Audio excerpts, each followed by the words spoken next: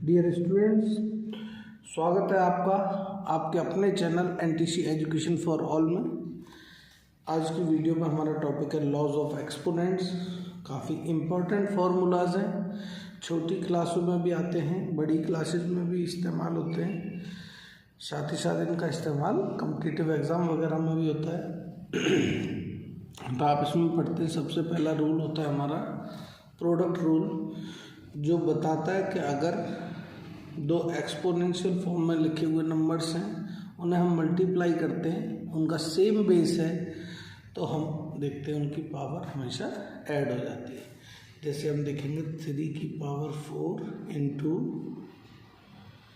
3 की power 5 is equal to, हम answer सीधा लिखते हैं 3 की पावर 4 प्लस 5 यानी 3 की पावर 9। ठीक है बेटा, ऐसे केसेस में हमें इन्हें मल्टीप्लाई करने की आवश्यकता नहीं होती, हम इनकी सीधे पावर को ऐड करके आंसर फाइंड आउट कर सकते हैं। जैसे हमें दे दिया 2 की पावर 5 डिवाइड बाई 2 की power 3, the answer will be 2 की power 5 minus 3 that is equal to 2। ये डिवीजन रूल हो जाता है। जब डिवीजन होता है, बेस सेम हो, पावर डिफरेंट हो, तो पावर सब्ट्रैक्ट हो जाती है। ठीक है,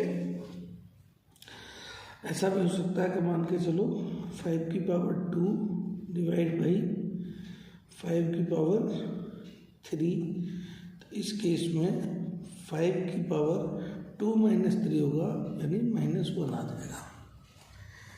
अगला लॉ आता है हमारा product power of product rule. दो नंबर हैं, बेस डिफरेंट है लेकिन पावर सेम है और मल्टीप्लाई हो रहे हैं, ऐसे केस में दोनों नंबर को मल्टीप्लाई करके उनकी पावर 2 की पावर 3 इंटू 3 की power 3 that is equal to 2 into 3 की पावर 3 6 की पावर 3। ठीक है, नेक्स्ट हो जाता है हमारा पावर ऑफ फ्रैक्शन रूल। इसमें हम क्या करते हैं, बेस हमारे डिफरेंट हैं, 5 की पावर 4 डिवाइड बाई 3 की पावर 4, पावर सेम है हमारी, एक्सपोनेंट दोनों में सेम है। इसे हम लिखते हैं बेटा 5/3 की पावर 4। ठीक है, नेक्स्ट रूल है हमारा power of the power rule. Power of the power rule क्या कहता है, कोई एक नंबर है, इसकी पावर 3 और इसकी होल पावर 4 हमारे पास दी हुई है, तो बेस में कोई चेंज नहीं होगा, इसकी पावर मल्टीप्लाई हो जाएंगी, 3 4 जा 12। इसे power of the power rule कहते हैं। अब आता है negative exponent rule.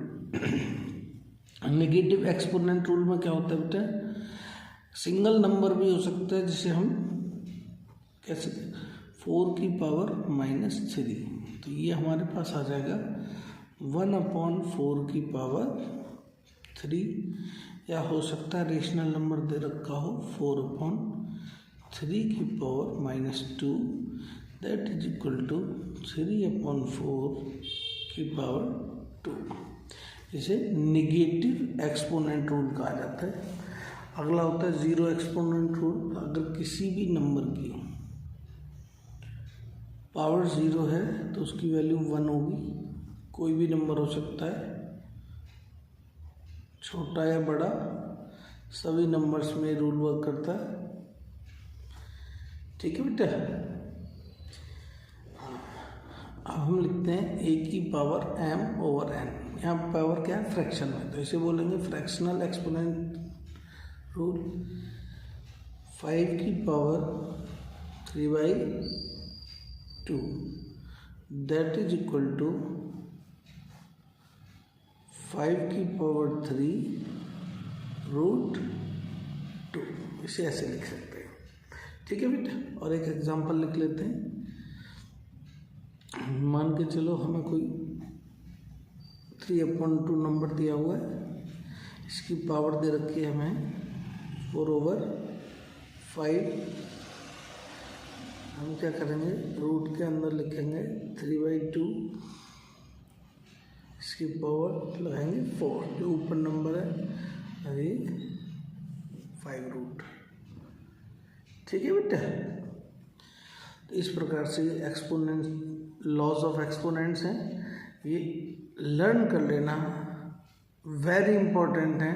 Competitive exams वगैरह में भी आपके साथ ये इस्तेमाल होते रहेंगे। Thank you.